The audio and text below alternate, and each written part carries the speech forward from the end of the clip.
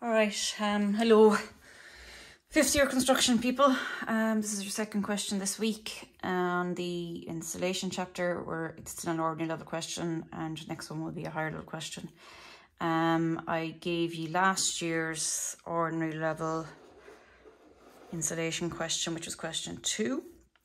And this time when I gave it to you, I gave you more details on the marking scheme, so you could work through that yourselves and in your own time. And I just want to go through some of the solution here with you. I have the solution done and I'll be posting that as well with the video. Okay, so to start with, let's look at the first part of the question. So we were asked to, or at least told, that there's a young couple, they bought an old uninsulated house. They wish to improve the insulation properties of the house and have decided to start by insulating the attic space. The sketch shows the ceiling joists and the trap door to the attic.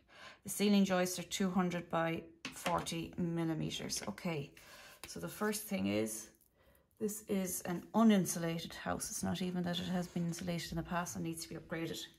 Uninsulated. They wish to improve it, and they are starting by insulating the attic space, which comes up again later on in the last part of the question, the fact that this is what they're doing first in the house before anything else. That's important. And we're given a sketch, and you can see the ceiling joists and you can see that trap door, and they've said that these then are 200 by 40. So in other words, the height here is 200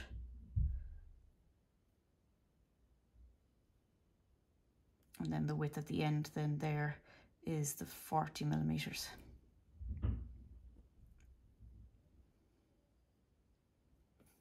Okay,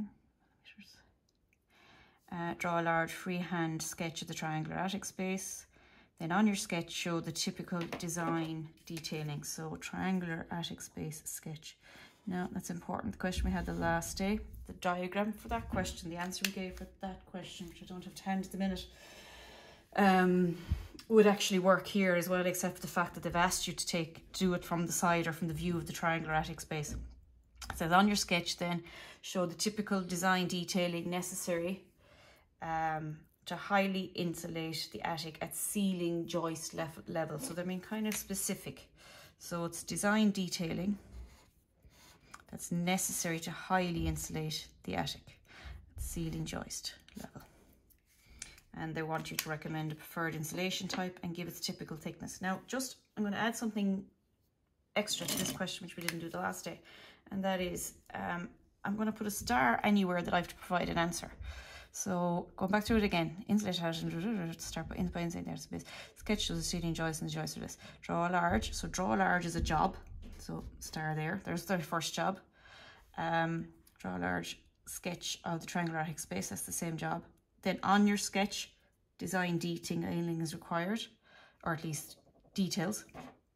To highly insulate the attic at ceiling joist level, you have to recommend a preferred insulation type and give its thickness. So that's 4 answers if you want to look at it that way, even though there will be text and a sketch here, text and a sketch as well, or notes and sketches as they say. Okay, just to go back to why did I write that in, or why did I put it in at all, when you put those sort of measurements in, if they're giving you a measurement for part of it, and particularly when there's a sketch given, remember sketches are there not to make the exam paper look pretty, they're there as a kind of a tip and to kind of help you get through it and help you make your way around the question and to help you. It's an aid, okay? But anyway, when you have details like that, it gives you an idea then of kind of the sizes in terms of proportions. So that helps. Just use that always, you know, or keep that in your mind that it's a kick-off point for sizes. In terms of marks down here, and I said there was 4 things they were looking for. So I'm also now looking for, well, where are those 4 things in the marking scheme? So drawing a sketch, preferred insulation type, thickness of insulation, and quality of sketch. So there is actually 4 things, although they don't specifically match the 4 that we had. The draw and the sketch and the 8 marks that are for it, it's to include the detailing. So there's 2 of our stars. You're getting 8 marks. Your preferred type of insulation, in other words, recommend preferred insulation, you're getting 5 marks. There it is. That's my my third of the 4 jobs, and thickness is the 4th. So just be aware of that. Quality of sketch then is always, always there. That is always there. It's never asked for, it's assumed. So they're looking for high quality sketches, and everything you're doing at the moment, this, particularly because you're at home and you have time to do this stuff, should improve your sketch work. All right. So as I said already, I have it done out. Let's start from the start. Okay. Actually, that wasn't the start page. This is the start page. No wonder I was staring at it funny for a minute. Anyway, so coronavirus. So this is the ordinary level insulation question. So first thing, like the last time, okay? Label it, list it, title it. Question 2, I'm doing part A. Be very clear. Make sure the examiners are always clear. Get into the habit when you're doing homework, just as much as you would do inside the exam. Don't assume you can do it inside the exam naturally. So we were asked to show how to insulate the attic space to a high standard. Now, I, of course, explained it a little bit more than I needed to, because I'm also aware here too that we haven't really been doing this in school, in the sense that I didn't do this as a theory lesson in school. And there's one thing that'll help you remember something, it's repetition. So I wrote down anyway straight away, or at least I said, right, what do I know about this? Insulation is placed around a house so that the entire building is enveloped by the material. All right, so that's what insulation is. It's like blanketing the house. Okay, think of it like a blanket. You're trying to envelop the building to keep heat inside it. And there are key areas that need to be insulated. Okay, and there are 5 major ones: ceiling joists, floor joists, the attic space, stud partitions, and then around pipework and services such as the electrical work or the phones or whatever it is that are coming in. Okay, so 5 areas. So that is important. And actually, whatever about the question, that first paragraph or that first little bit of writing there will get you started really in any insulation question. In other words, what do I already know about insulation? What do I already know about this? Whether you're doing higher or ordinary. So at a minimum here, learn that off, or practice it, or write it, or whatever it is, okay, in order to keep it in there. It's an NB, it's important, and in terms of your textbook, this is in around the page 280 part of the textbook. Okay, so information that is helpful and important. I went on then again, I wanted to talk a little bit about thermal bridging, even though that doesn't necessarily come up in this question, but I just wanted to kind of go over it with you. So I said, as well as insulating, we need to prevent thermal bridging. And that is also known as cold bridging. Okay, thermal bridging or cold bridging. In the blue, because it's cold. And I just wanted to go through what that is, because I know we've mentioned it before, but I'm assuming nobody knows anything really. That's what I'm starting from here, just in case. A thermal bridge is an area where there's an opportunity for heat to transfer from inside the building straight to the outside, where there's no air gaps in between. Okay, so let's look at that again. An area where there's an opportunity for heat to transfer from inside the building straight to the outside with no air gaps in between. So when we are insulating, ideally we want an air gap or I can't think of any other word other than gap really, but a break between the inside layer of the house and the outside layer of the house. That's the way you look at it. Okay, if you think of, I don't know, a duvet maybe. You have your duvet cover, which is on the outside of the duvet, but it surrounds the whole duvet. Yeah, I don't know where I'm going with this one really. But the outside and yeah, no, forget the duvet. I can't explain it, but I know what it is. But essentially, the important thing is that the house has an inside layer. That layer is fully surrounded by an air layer, an air gap, and then that outside is fully surrounded by materials. Now, obviously, it's not possible to have that. So you're going to have parts of the house and parts of the area where the inside wall, the internal wall is connected to the outside wall, and that's a thermal bridge. Now, if my kind of clunky explanation there doesn't sit well with you, and you're not quite sure what in the name of God I was talking about, and you're wondering what's wrong with her today, I have a video source from YouTube, not one I did myself, but a video source from YouTube that explains this a lot better and with graphics. So I will link that in, not at the end of this video, but within our Google Classroom. Okay, so it'll be on the class share, what's it called? class stream. All right, so that's kind of a background as to why we need to do this in the first place. Yes, we weren't asked for it, but even though this is an ordinary level question, we're going to answer it as if it's higher level. In other words, we're going to put down as much material as we possibly can. So the attic is a really important area where a lot of heat is lost, and so we have to double layer the insulation material here. So an attic is always double layered even, okay? You lose nearly 30% of your heat through the attic. That tends to be what it is. So we have to double layer the insulation, okay? And we had that in the question the last day, where we had the cross layering of the insulation. It's not just double layered, it's not double the thickness. It's a bit more than double the thickness. It's double the thickness, but each layer is going in a different direction, so you're covering every gap. So how do we do that? What does that mean to double insulation? And actually now these are the same words that I had in the last question, the how, the what type, the how much, and the where. Okay, so this stuff is coming up again. So the insulation quilt is placed between the joists above the plasterboard, and another layer is placed at right angles above that bottom layer. Now, that initial bottom layer will be 200 millimeters. Now, why am I saying that? I didn't pluck it out of the sky. The reason it'll be 200 is the first layer will fill up this gap in here that we already know is 200, sorry, not quite there, that we already know is 200 millimeters. And our minimum is going to be 350. Now, we haven't spoke about that yet, but I'll be talking about it in a second. But it is going to be 350, which means my first layer, my bottom layer is 200. The one on top of it will be a minimum of 150. Okay, so that's the how. The insulation quilt is placed between the joints above the floorboards. Okay, I'm very tired. Anyway, what type then of insulation could you use for this? Because anytime, lads, you're talking about insulation in any form, anywhere, whether it's in your project, whether it's in your thing, straight away, put down your list. What types? And for roofs, we're talking, it could be fiberglass, rock wool, or it could be hemp insulation.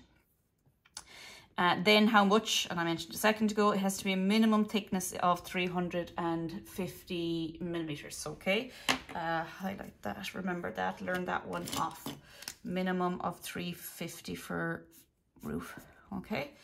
And where is it put? Well, it's placed between the joists and above the joists, and it's cross-layered at 90 degrees. Now, we had that in the last question, so I'm not going to spend too long talking about that. The video's already getting too long. Now, here's the diagram you need, though. Okay? It's because it's an attic space. It's not the same diagram as last time out, which actually I do have it here to hand. Yeah, this one. Okay, it's not the same as that diagram, or even though you could technically draw that diagram and it explains the same thing. Why not this time though? Because it asked, and go back to it, look, it asked for the triangular attic space. All right, so it's this one. Okay, what goes into it? Well, down here, there's my ceiling.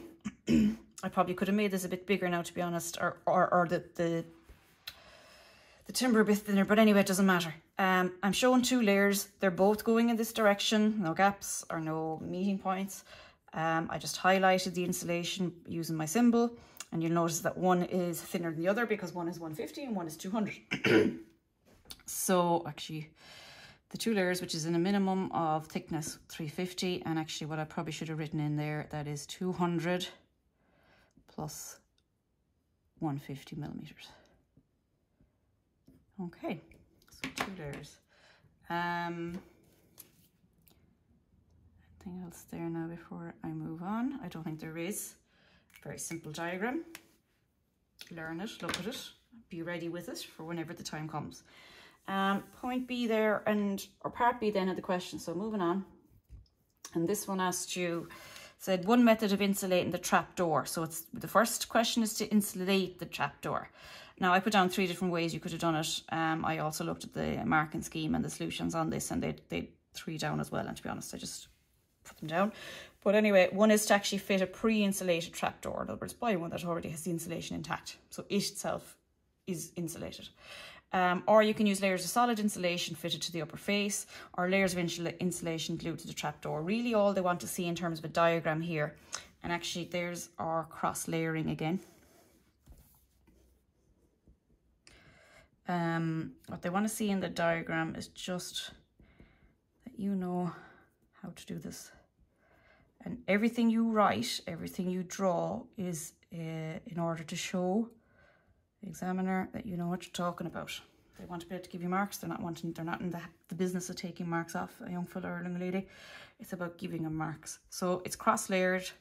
There's my joists. We know that they're 200 already. So in other words, this here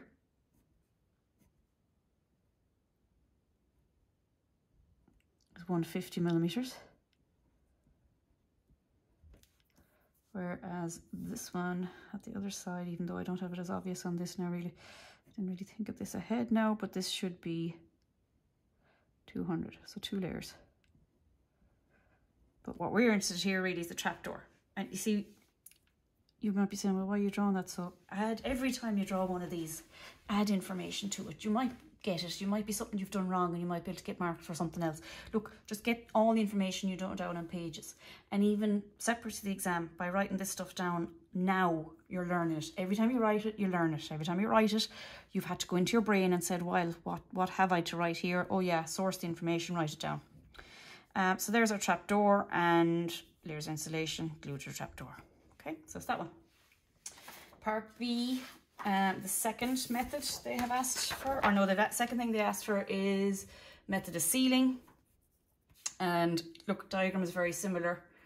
You can add detail to yourself. This time you fit the weather stripping around the edge of the trapdoor. So there's a stripping in between the door and the ceiling or the roof, so therefore you're blocking the gap effectively, or seal any gaps between the frame and the joints to prevent any air penetration. Okay, so we don't want air penetration in that. So there's my sealing, or sealing, not sealing like the roof, I mean sealing, S-E-A-L, across the little yellow thing there, and another little diagram. Okay, kind of diagram you need to be used to drawing. Last part of the question then, part C, is 2 reasons the couple should begin by insulating the attic space. Why is it important that they're starting with the attic space? Well, the big thing, the greatest heat loss is through the roof, and that can be up to 30%. Right, now learn that off. Okay, the roof, the heat loss can be up to 30%, which is a significant amount of heat loss. Okay, and that's for the greatest heat loss. So, in other words, prioritise the area in the house where heat is lost most, roof. The insulation up there then will reduce that, so you're bringing that number down. It can be relatively easy to insulate an attic. It's easier than most other things actually.